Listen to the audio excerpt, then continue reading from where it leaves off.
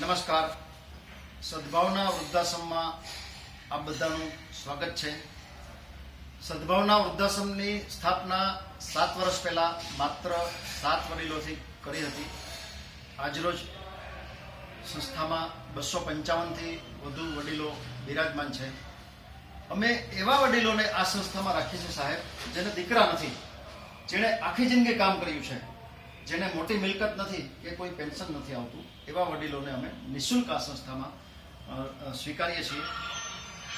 હજુ વધુ વડીલોનો સમાવેશ થઈ શકે એ માટે અમે સૌરાષ્ટ્રમાં 54,000 તો બોર્ડ માર્યા છે. થાંભલા ઉપર, ઝાડવા ઉપર આપણે બોર્ડ જોયા છે. અમે ગુજરાતમાં 18,000 ગામડા છે, 18,000 ગામડાના સરપંચને અમે મોબાઈલ કરી દીધા છે કે તમારી આજુબાજુ આવા કોઈ વડીલો હોય તો અમારી સંસ્થામાં મોકલી આપજો. આજરોજ સંસ્થાની મુલાકાતે આપનું શુભ નામ જણાવશો? મારું શુભ નામ જુપિલ પટેલ છે. જુપિલભાઈ પટેલ આવ્યા છે, પોતે એજ્યુકેશન ફિલ્ડમાં છે. જુપિલભાઈ, સદભાવના વૃદ્ધાશ્રમની મુલાકાતે આપ આવ્યા, આપણે ઘણો સમયથી સાથે છીએ. આપને મેં બધું બતાવ્યું, વડીલોના રૂમમાં આપણે ગયા, અમારું કિચન આપને બતાવ્યું, અમારો સ્ટોર રૂમ બતાવ્યો, અહીંયા ભોજનશાળા બતાવી.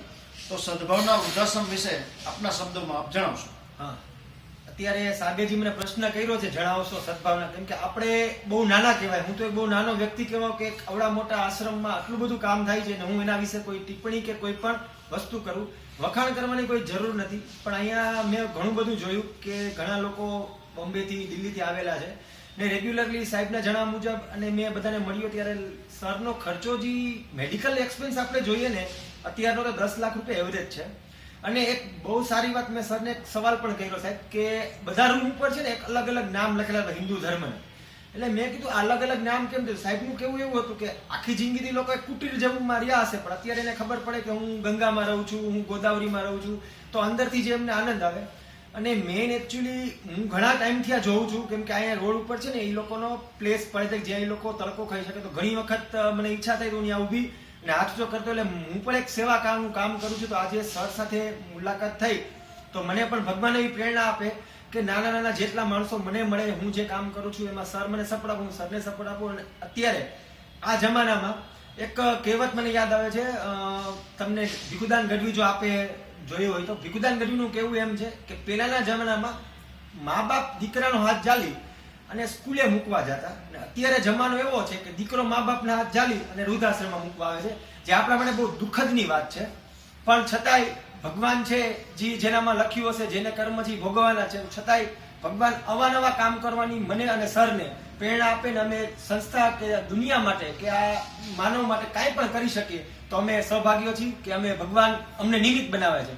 અમે એક નિમિત્ત પાત્ર છીએ, અમે કોઈ જાતનું, અમે નિમિત્ત પાત્ર છીએ. ભગવાન અમને નિમિત્ત બનાવ્યા, સરને બનાવ્યા, મને બનાવ્યો છે, કોઈ પણ એનો નિમિત્ત પાત્ર કરીને અમે આ કામ કરીએ છીએ.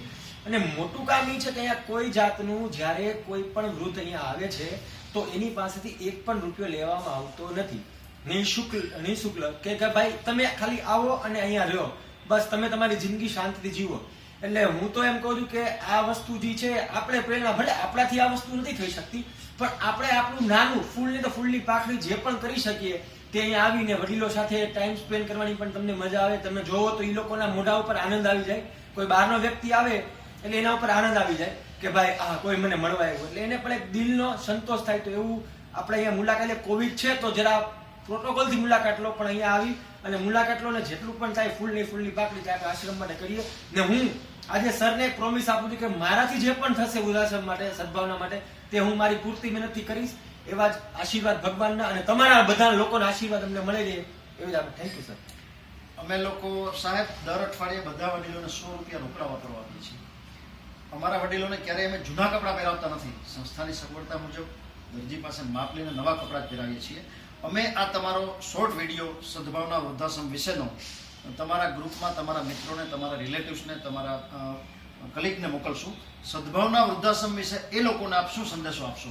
હું એટલો સંદેશો આપીશ કે મારા મિત્રો વડીલો જેટલા પણ છે કે આજે આપણે કોઈ પૈસા છે ને એ કોઈ ગૌણ વસ્તુ છે, પણ આજે તમારી અંદરથી દિલની પ્રેરણા થવી જોઈએ કે મારે આ કરવું છે કોઈ પણ માટે, તો આપણે ક્યાંય પણ જગ્યાએ પૈસા બગાડવા ખોટા ખર્ચ એના કરતા અહીંયા આવો અને અહીંથી તમારી જેટલી આવડત છે, તમારી જેટલી યથાશક્તિ છે એ પ્રમાણે આવી અને સંસ્થાની સેવા નથી કરવાની, આપણે જ્યાં એ લોકો રહે છે અહીંયા એ લોકોની મદદ કરવાનું તમને ઈચ્છા થાય તો અહીંયા આવી અને આ એક એવી વસ્તુ છે કે આની અંદર આપણે બધા એકત્રિત થશું તો આવા સદભાવના એક નહીં, આવા સદભાવના દરેક સિટીમાં, ગુજરાતના દરેક સિટીમાં સદભાવના આશ્રમ ઊભું થાય, જેથી કરી અને આવા વૃદ્ધોને સહારો મળે એવી મારી ઈચ્છા છે. સરની પણ અંદરથી ઈચ્છા એવી જ હોય કે હું એને પોતા માટે નથી બનાવી, એને પ્રોપર્ટી નથી બનાવી, એને જે લોકો આવી રીતના આવે છે એને રહેવા માટે, કે ભાઈ એ લોકો રહી શકે, શાંતિથી રહી શકે એટલા માટે. એટલે આપણે એવી પ્રાર્થના કરીએ કે આપણે જેટલા મારા મિત્રો છે જેને પણ આ વિડીયો પહોંચે એ લોકો બધા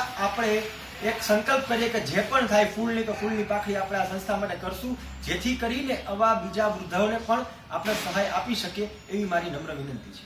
સદભાવના વૃદ્ધાશ્રમ સંસ્થાની મુલાકાત માટે આપનો ખૂબ ખૂબ આભાર મને છે. મારો આ વિડીયો તમારા તમામ ગ્રુપમાં શેર કરી આપ પણ જરૂરથી એકવાર સદભાવના વૃદ્ધાશ્રમની મુલાકાત લેજો એવી આપને નમ્ર પ્રાર્થના છે. ધન્યવાદ.